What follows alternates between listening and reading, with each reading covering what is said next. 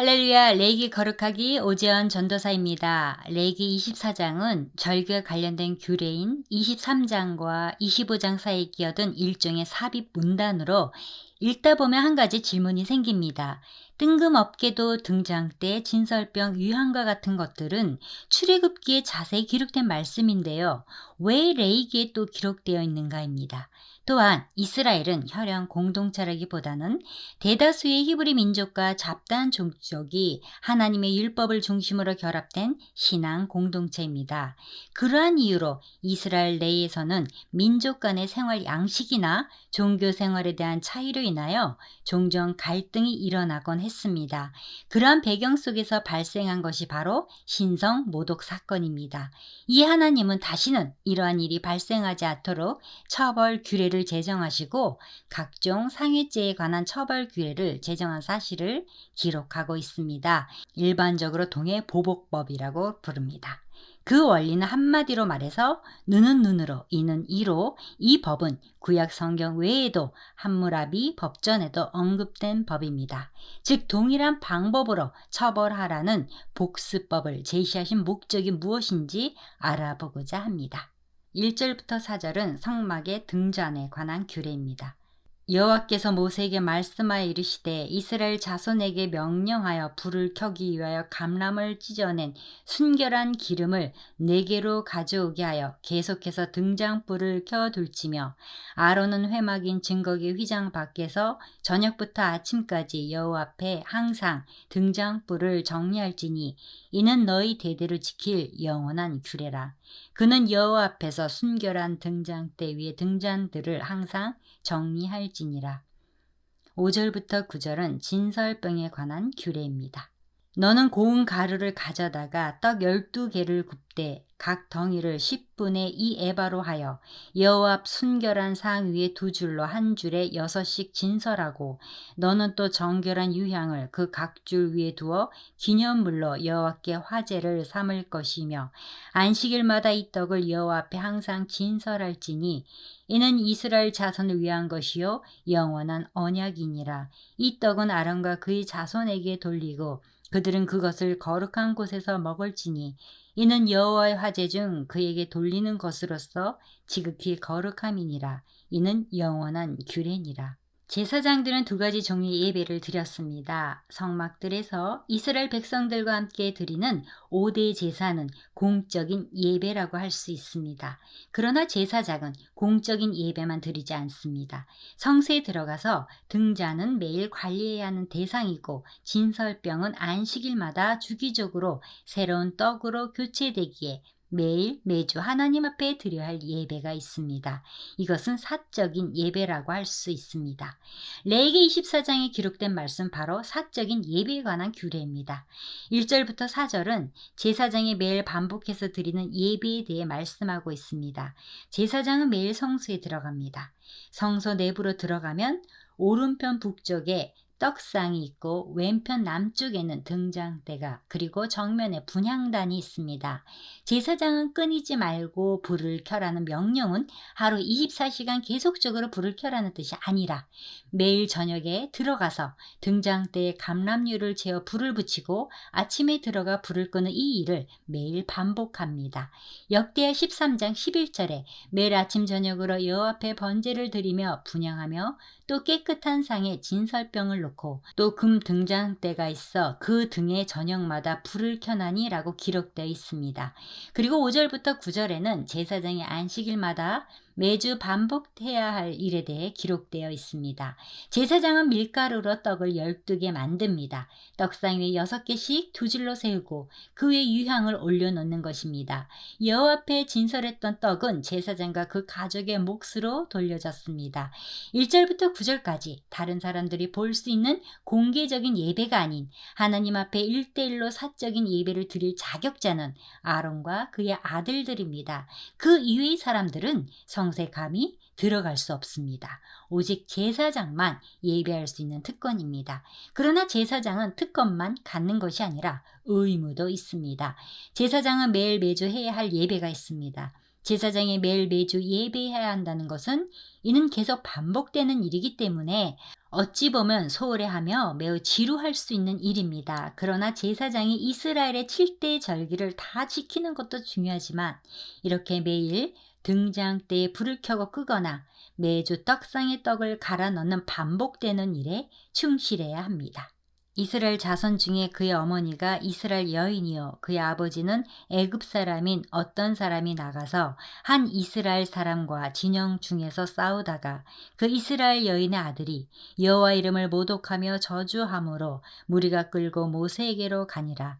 그의 어머니의 이름은 슬로미시요 단지파 디브리의 딸이었더라. 그들이 그를 가두고 여호와의 명령을 기다리더니 여호와께서 모세에게 말씀하여 이르시되 그 저주한 사람을 진영 밖으로 끌어내어 그것을 들은 모든 사람이 그들의 손을 그의 머리에 얹게 하고 온 회중이 돌로 그를 칠지니라. 너는 이스라엘 자손에게 말하여 이르라. 누구든지 그의 하나님을 저주하면 죄를 담당할 것이요 여호와 이름을 모독하면 그를 반드시 죽일지니 온 회중이 돌로 그를 칠 것이니라. 거류민이든지 본토인이든지 여호와 이름을 모독하면 그를 죽일지니라. 이스라엘 여인과 이방인 사이에서 태어난 혼혈아였기 때문에 혈통과 신앙의 순수성을 중요시하는 이스라엘 민족의 관례에 따라 성경은 여인의 아들 슬로밋의 아들이라고 소개합니다. 싸움의 원인이 무엇인지에 대하여는 정확히 알 수가 없지만 그 이스라엘 여인의 아들이 여호와 이름을 모독하며 저주함으로라고 기록하고 있습니다. 하나님을 저주하는 자는 하나님과 맺은 언약을 무시하고 파기하는 자이기 때문에 하나님은 이 아들에 대하여 돌로 쳐 죽이라는 판결을 하십니다. 혹자는 말 한마디가 뭐 그리 큰 죄라고 극형에 처해야 하느냐고 반문할지 모르겠습니다. 하지만 그렇지 않습니다. 말은 곧 그 사람의 모든 생각과 사상을 대변하는 것이기 때문입니다. 따라서 성경은 우리에게 말을 조심하도록 권면하고 있으며 심지어는 말을 조심하지 않는 자는 멸망이 온다고 경고하고 있는 것입니다. 말은 참으로 중요합니다. 말을 통해서 우리는 하나님을 영화롭게도 할 수 있지만 본문의 슬로밋의 아들처럼 하나님을 모독할 수도 있는 것입니다. 옛날 이스라엘 사람들은요, 감히 여호와 하나님의 이름을 부를 수 없어서 아도나이라고 불렀습니다. 아도나이는 히브리어로 주님이라는 뜻입니다. 히브리어 본문은 아도나이가 아닌 여호와로 되어 있으나 하나님이 존귀하신 이름을 함부로 부를 수 없어서 아도나이로 바꾸어 부르는 것이 히브리인들의 관습입니다. 오늘날 우리가 하나님의 이름 여호와를 아도나이로 부르지 않고 그대로 부르는 습관은 서양에서는 어른의 이름을 고하를 막론하고 부르는 습관에서 성경이 번역되면서 온 것입니다.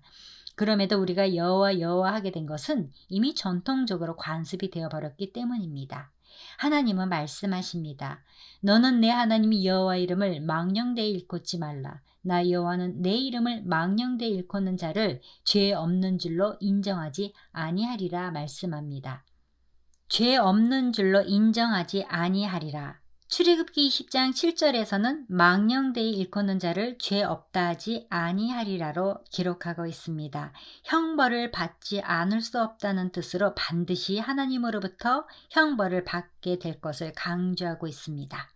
사람을 쳐 죽인 자는 반드시 죽일 것이요 짐승을 쳐 죽인 자는 짐승으로 짐승을 갚을 것이며 사람이 만일 그의 이웃에게 상해를 입혔으면 그가 행한 대로 그에게 행할 것이니 상처에는 상처로 눈에는 눈으로 이에는 이로 갚을지라. 남에게 상해를 입힌 그대로 그에게 그렇게 할 것이며 짐승을 죽인 자는 그것을 물어줄 것이요 사람을 죽인 자는 죽일지니 거류민에게든지 본토인에게든지 그 법을 동일하게 할 것은 나는 너희 하나님 여호와임이니라. 모세가 이스라엘 자손에게 말하니 그들이 그 저주한 자를 진영 밖으로 끌어내어 돌로 쳤더라. 이스라엘 자손이 여호와께서 모세에게 명령하신 대로 행하였더라. 특이한 점은요, 하나님 자신의 신성에 대한 침해에 해당하는 처벌 규례와 아울러 타인의 생명이나 재산 등, 즉 인간의 권리를 침해한 죄에 대한 처벌 및 배상 규례도 함께 언급하셨다는 사실입니다. 이것은 인간은 하나님이든 타인이든 거류민이나 본토인이나 이스라엘 공동체 안에서는 그 법을 동일하게 적용하라고 합니다. 이것이 율법입니다. 이 구약시대의 율법은 원수를 갚으라고 말씀합니다. 그래서 율법의 속성은 인과 응보입니다. 고대 국가들에서는 동해보복법이라고 해서 사회 질서를 위해 사용한 법으로서 해를 끼칠 만큼 해를 가한다는 보복률 사상에서 나온 법입니다. 동해보복법이 원칙이 이미 출애굽기에서도 21장 12절부터 17절, 23절부터 25절에도 기록되어 있습니다.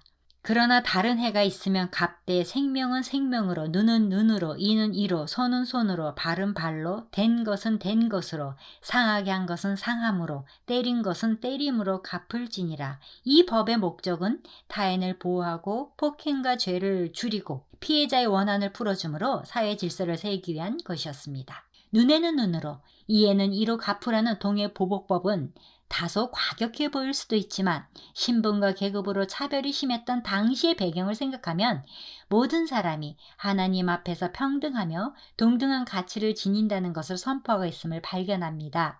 즉, 동해보복법은 거룩한 공동체의 정체성을 지키며 하나님의 백성으로서 이스라엘 자손이 다른 민족들과 구별됨을 드러내는 것입니다.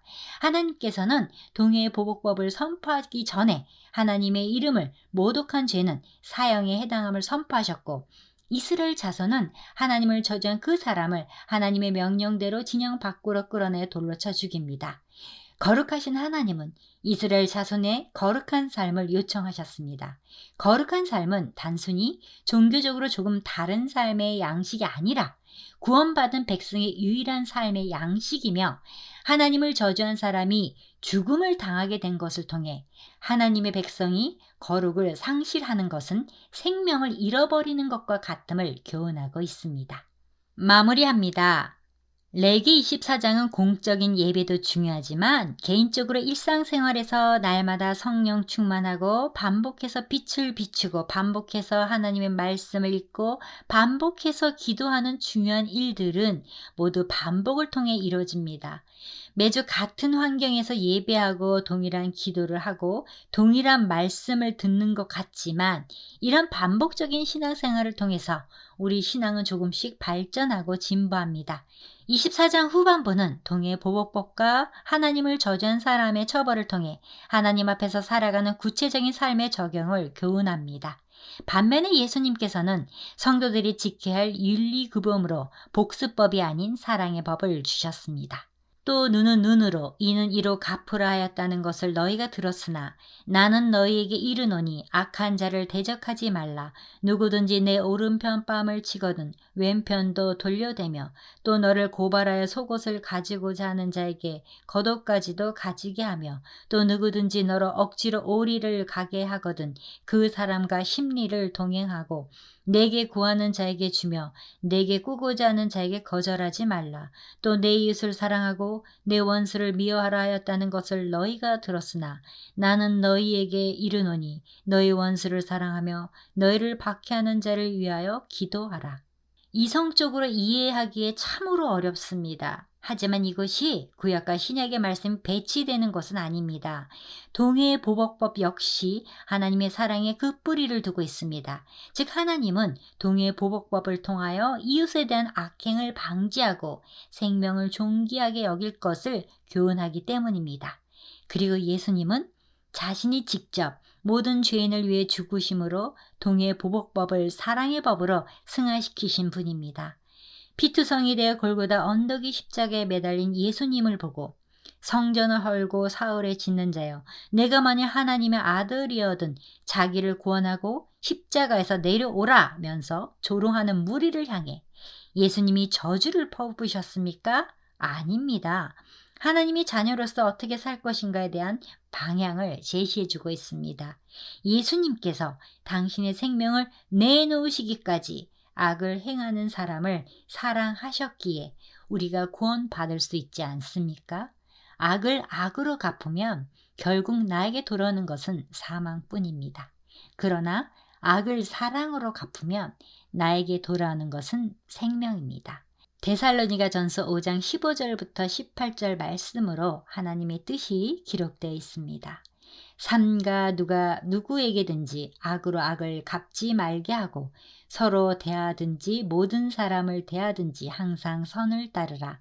항상 기뻐하라. 쉬지 말고 기도하라. 범사에 감사하라. 이것이 그리스도 예수 안에서 너희를 향하신 하나님의 뜻이니라. 아멘.